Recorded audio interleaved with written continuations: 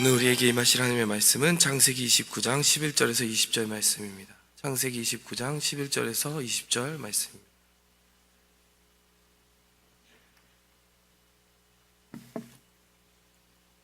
그가 라헬에게 입맞추고 소리내어 울며 그에게 자기가 그의 아버지의 생질이요 리브가의 아들됨을 말하였더니 라헬이 달려가서 그 아버지에게 알림해 라반이 그의 생질 야곱의 소식을 듣고 달려와서 그를 영접하고 안고 입맞추며 자기 집으로 인도하여 드리니 야곱이 자기의 모든 일을 라반에게 말하매 라반이 이르되 너는 참으로 내 혈육이로다 하였더라.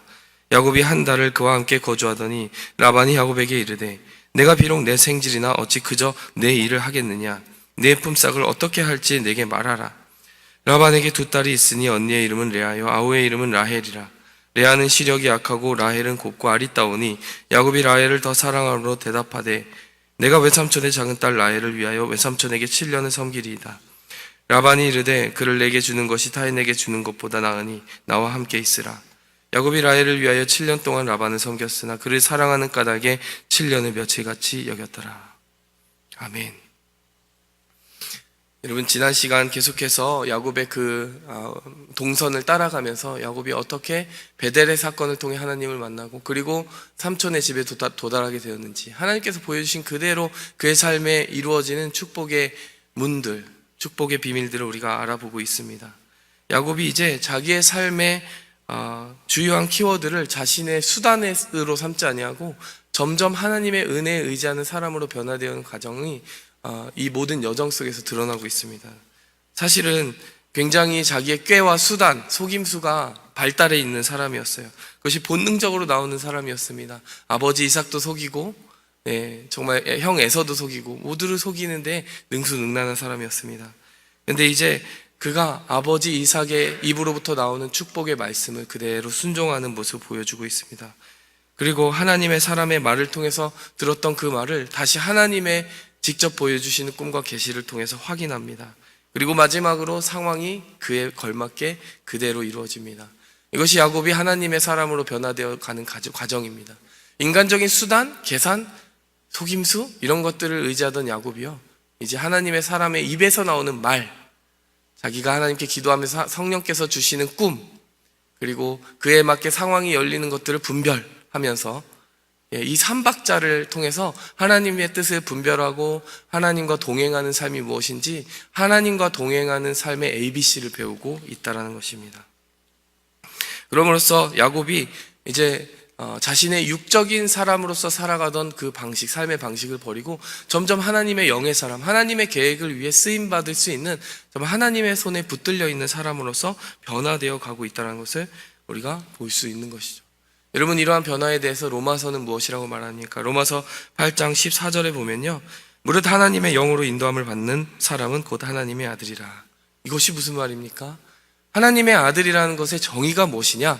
하나님의 영으로 인도함을 받는 것이다, 이렇게 이야기를 하는 것입니다. 영접하는 자, 그 이름을 믿는 자에게는 하나님의 자녀가 되는 권세를 주셨으니 예수님을 영접하는 것이 하나님의 자녀가 되는 것이죠. 그것이 시작입니다. 조건입니다. 여러분, 그런데 영접한 사람에게 어떠한 삶의 변화가 일어나고 삶의 본질적인 움직임이 일어나느냐? 그것은 하나님의 영으로 인도함을 받게 되더라는 것입니다. 그렇기 때문에 우리가 우리의 삶 속에 정말 과연 성령이 우리를 움직여 가시는 증거가 있느냐? 내가 하나님의 자녀라고 하는데 하나님께서 나에게 내밀한 음성으로서 말씀하시고 또 말씀을 통해 선포되는 하나님의 종의 입에서 나오는 그 말씀을 들을 때에 성령이 또 말씀하시고 또 상황을 통해 확증하시고 이렇게 야곱과 같이 삶의 모든 전반을 하나님의 방법으로 분별하는 그 분별함과 인도함을 받는 방법이 있느냐, 이것을 날마다 깨어서 점검해야 할 줄 믿습니다. 여러분, 야곱이 이러한 삶의 문을 처음 열고 들어가기 시작을 했어요. 그렇다면 분명히 야곱의 삶 속에 어떤 성품적인 변화도 있어야 될 것입니다. 성령께서 우리를 인도하실 때는요, 우리의 삶의 현실적이고 그런 어떤 내용적인 부분만 바뀌는 것이 아니라 내면적인 부분을 반드시 터치하시게 되어 있습니다. 그렇기 때문에 우리가 야곱의 삶뿐만이 아니라 야곱의 성품을 한번 들여다봐야 될 텐데요, 첫 번째로요, 성령이 만지시는 야곱에게 정직함의 열매가 맺히기 시작하고 있다는 것을 우리는 볼 수 있습니다. 13절 말씀에요, 라반이 그의 생질 야곱의 소식을 듣고 달려와서 그를 영접하여 안고 입맞추며 자기 집으로 인도하여 드리니 야곱이 자기의 모든 일을 라반에게 말하네. 여러분, 자기의 모든 일을 말했다라고 이 말씀이 기록하고 있습니다. 물론요, 아직 그 삼촌 라반이 얼마나 무서운 사람인지, 삼촌이 야곱을 속여서 결론적으로는 20년을 봉사하게 만들어 버릴 텐데, 그 삼촌의 속임이 가득한 성품에 대해서 아직 야곱이 사전 정보를 가지고 있지 못하기 때문에 이렇게 순진하게 이야기를 다 털어놓는지도 모르겠습니다. 근데 어쨌든요, 야곱은 지금 자신의 모든 이야기를 어떻게 했다고요?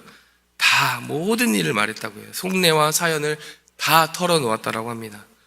여러분, 이것이 세상을 좀 살아본 분들에게는 얼마나 위험한 일인지 알고 계실 겁니다. 야곱도 적게 산 나이가 아닙니다. 77세의 나이면은 벌써 세상 살 거 다 살았고, 사람 볼 때 순진하게 대하면 안 된다, 그 사람 파악하기 전에 좀 속을 살펴야 된다, 뭐 이런 것 정도는 알았을 겁니다. 처세로서는 좀 위험한 일입니다. 그 속내를 털어놓게 되면은 어떤 부분에 상대방이 어떤 부분을 가지고 약점을 잡을지, 또 원하는 것을 취해낼지 모르는 일이기 때문입니다. 야곱은 어떤 사람이었습니까? 본래 이렇게 순진한 사람은 아니었습니다. 이렇게 정직한 사람은 아니었던 것 같아요. 자기가 원하는 것이 있으면 취하고자 방법을 궁리하는 사람이었고요, 또 계산하는 사람이었습니다. 그리고 그것을 좀 더 자기에게 유리한 조건으로 얻어내기 위해서 가급적이면 자기가 가지고 있는 계획을 다른 사람에게 노출시키지 않고, 소위 말해서 자기의 카드를 숨기고 몰래 다가가서 자기가 원하는 것을 얻는 사람이었어요. 그 이름 그대로 어떤 사람이었습니까? 발 뒤꿈치를 붙잡으면서 살아가는 사람이었던 것이죠. 그런데 야곱이 지금 이 상황 속에 와서는요, 자기의 속내를 전부 다 드러내버립니다. 결론적으로는 이렇게 된 덕분에 라반이 야곱을 보면서 어떤 생각을 했겠습니까? 야곱이 나에게 아쉬울 것이 많구나. 그러면서 결론적으로는 그것이 야곱이 속게 되는 그런 결과로 이어지게 되었다라는 것을 우리가 보고 있습니다. 그러면 제가 이것을 보면서 이렇게 살면 안 됩니다, 얕고 영악하게 살아야 됩니다, 이것을 말하고 싶은 걸까요? 그렇지 않습니다. 야곱도 알고 있었을 겁니다. 자기가 지금 순진하게 행동하는 것을 알고 있었을 것이요, 또 야곱의 천성이 그렇지 않았다라는 것을 우리가 알고 있습니다. 그럼 야곱은 왜 이렇게 행동하고 있는 것이냐? 우리가 이 질문에 집중을 해야 됩니다. 야곱은 아마도요, 지난 자기의 세월을 면밀하게 성령의 조명 안에서 다시 살폈을 겁니다. 베델에서 그는 하나님의 보좌를 보았습니다. 하나님의 거룩한 성품을 보았습니다. 그 보좌를 보면요, 우리가 보좌 앞에 나아간 경험이 있는 사람은 하나님의 성품이 정직과 성실이라는 것을 너무나 잘 알고 있습니다. 여러분, 그 보좌 앞에 섰던 사람 중에 이사야 선지자가 있습니다. 그 이사야 선지자가요, 우시아 왕이 죽던 해에 하늘 높이 들린 하나님의 보좌를 보면서 자기 스스로 어떤 탄식을 했습니까? 성령께서 그의 영 깊은 곳에서부터 터져나오게 하는 고백이 있었습니다.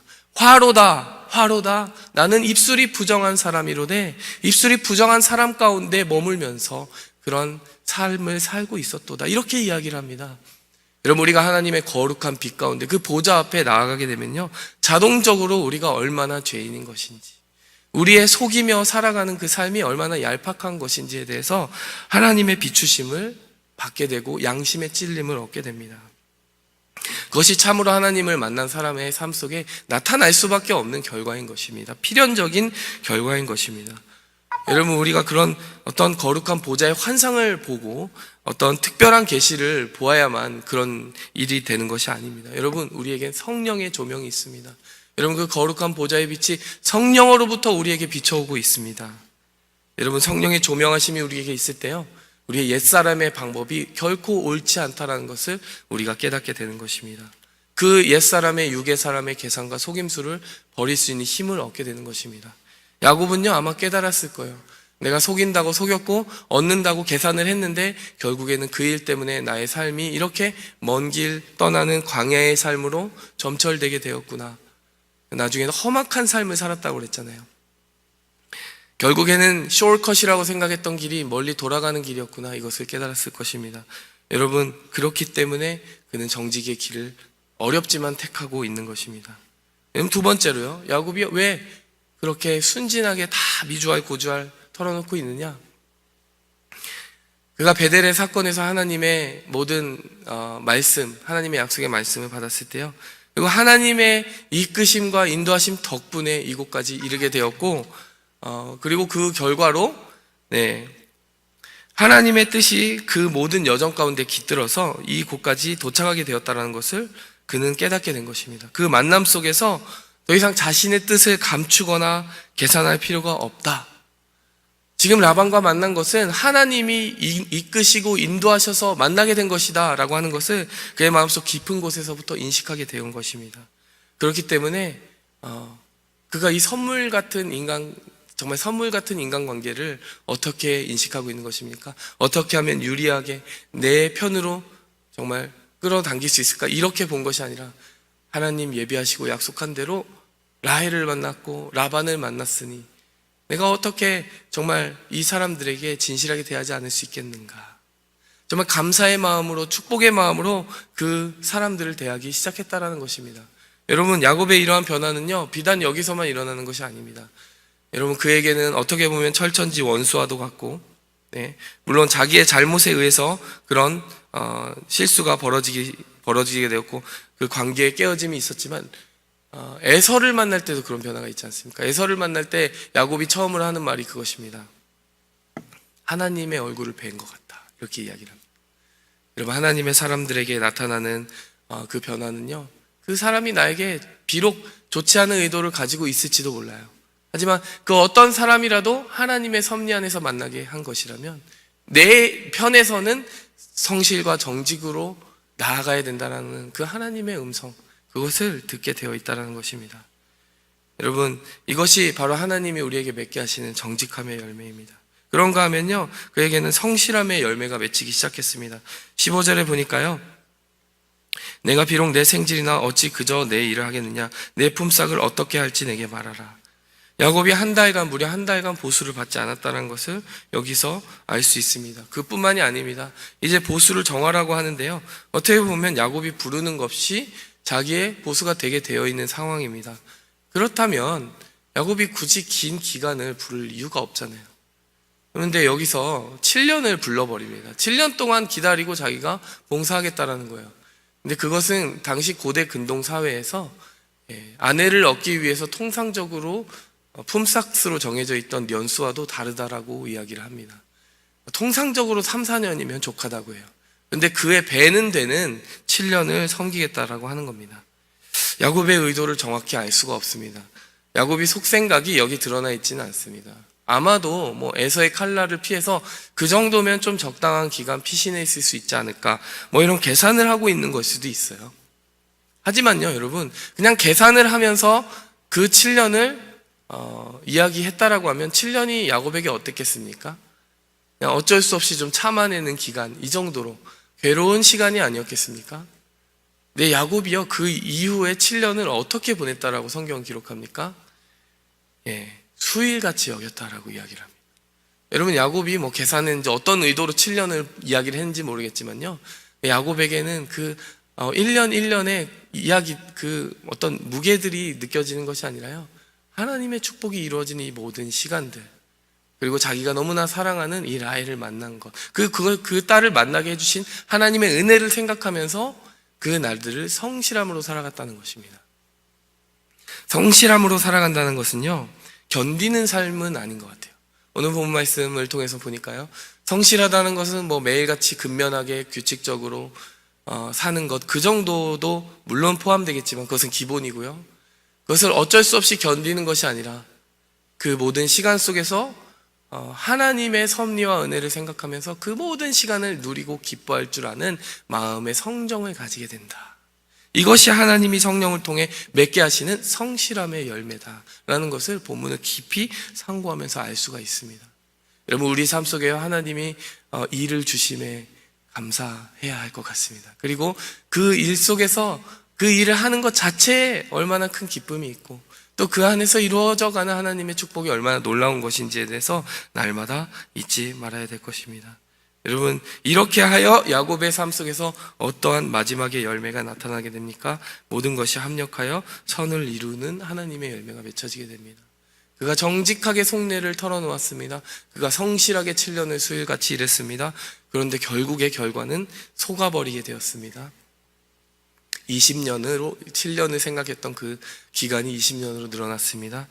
그런데요 여러분, 그쯤 해서는 인간적으로 야곱이 내가 이렇게 정직하게 산다고 했는데 결국에 뒤통수를 맞는구나, 이렇게 사는 게 아니었어 라고 이야기하지 않을 거예요.